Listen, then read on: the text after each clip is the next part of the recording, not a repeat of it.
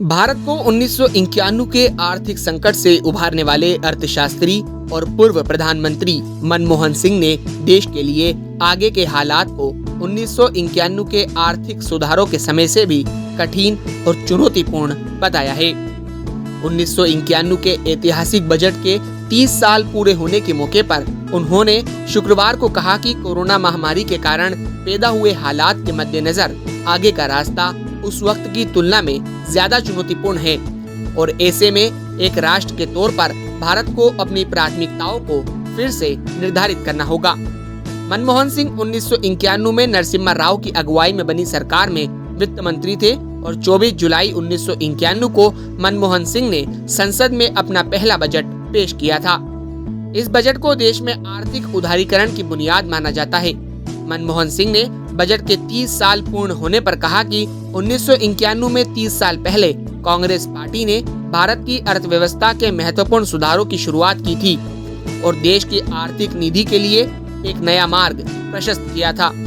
मनमोहन सिंह ने अपने बयान में ये भी कहा कि पिछले 3 दशकों के दौरान विभिन्न सरकारों ने इस मार्ग का अनुसरण किया और देश की अर्थव्यवस्था 3000 अरब डॉलर की हो गई और ये दुनिया की सबसे बड़ी अर्थव्यवस्थाओं में से एक है।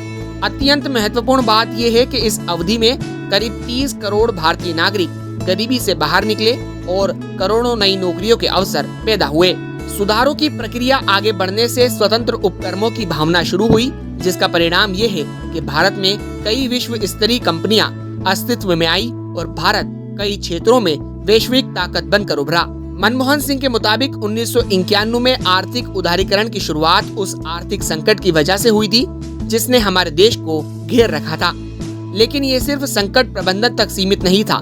समृद्धि की इच्छा, अपनी क्षमताओं में विश्वास और अर्थव्यवस्था पर सरकार के नियंत्रण को छोड़ने के भरोसे की बुनियाद पर भारत के आर्थिक सुधारों की इमारत खड़ी हुई। अपने पुराने कांग्रेस के साथियों को याद करते हुए सिंह कहते हैं कि मैं सौभाग्यशाली हूँ कि मैंने कांग्रेस में कई साथियों के साथ मिलकर सुधारों की इस प्रक्रिया में भूमिका निभाई। इससे मुझे बहुत खुशी और गर्व की अनुभूति होती है कि पिछले 3 दशकों से हमारे देश ने शानदार आर्थिक प्रगति की, लेकिन मैं कोविड के कारण हुई तबाही और करोड़ों नौकरियां जाने से बहुत दुखी हूँ। मनमोहन सिंह ने अपने बजट की सफलताएं गिनाई, साथ ही खामियां भी याद की। उन्होंने कहा कि स्वास्थ्य और शिक्षा के सामाजिक क्षेत्र पीछे छूट गए और ये हमारी आर्थिक प्रगति की गति के साथ नहीं चल पाया। इतनी सारी जिंदगियां और जीविका गई, वो नहीं होना चाहिए था। साथ ही उन्होंने मौजूदा सरकार को नसीहत देते हुए इस बात पर जोर दिया कि ये आनंदित और मगन होने का नहीं बल्कि आत्ममंथन और विचार करने का समय है। आगे का रास्ता 1991 के संकट की तुलना में ज्यादा चुनौतीपूर्ण है। एक राष्ट्र के तौर पर हमारी प्राथमिकताओं को फिर से निर्धारित करने की जरूरत है ताकि हर भारतीय के लिए स्वस्थ और गरिमाई जीवन सुनिश्चित हो सके। मनमोहन सिंह आगे कहते हैं कि 1991 में मैंने एक वित्त मंत्री के तौर पर विक्टर ह्यूगो, एक फ्रांसीसी कवि के कथन का उल्लेख किया था कि पृथ्वी पर कोई शक्ति उस विचार को नहीं रोक सकती जिसका समय आ चुका है।